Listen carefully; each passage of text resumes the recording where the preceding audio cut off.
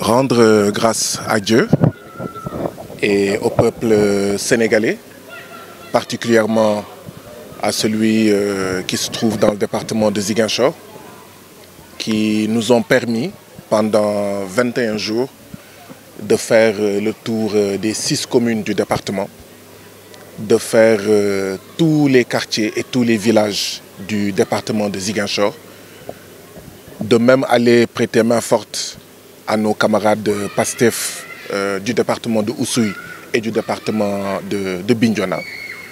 Donc rendre grâce à Dieu et au peuple sénégalais de nous avoir permis cela, d'avoir commencé cela dans la paix, ici dans le département de Ziguinchor, dans la région même de Ziguinchor, et de l'avoir terminé en beauté, dans la paix, dans le département de Ziguinchor.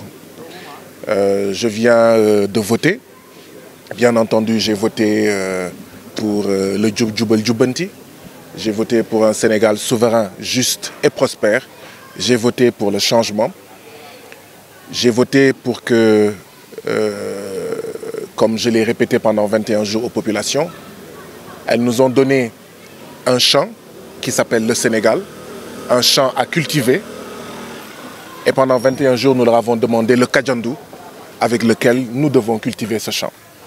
Ceux qui sont dans la Casamance, dans la région de Ziguinchor, savent qu'il est impossible de cultiver un champ de riz sans cet instrument qu'on appelle le Kadjandou. Donc nous avons demandé le Kadjandou, c'est-à-dire l'Assemblée nationale, au peuple sénégalais, au peuple de Ziguinchor, pour que celui à qui le champ a été confié puisse réaliser les promesses, les engagements et la vision, notamment en 2050, présentée au peuple sénégalais, plébiscité le 24 mars 2024.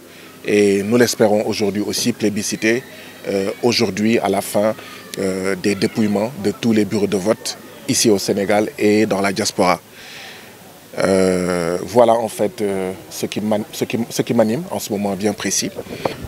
J'avais senti que peut-être que le principal adversaire de notre liste, PASTEF, ce ne serait pas une autre liste, mais ce serait le taux de participation. Bien avant ce jour-ci, et ceux qui ont pu suivre quelques-unes des interventions que j'ai eu à faire dans certains villages et quartiers, nous leur disions que le plus important pour cette élection-ci, ce n'est pas qui va gagner, parce que je pense que la liste PASTEF les Patriotes conduite par le président de PASTEF, Ousmane Sonko, va remporter les élections législatives, mais le taux de participation sera important. Et j'ai préféré attendre en ce moment-là pour que les autres qui pourraient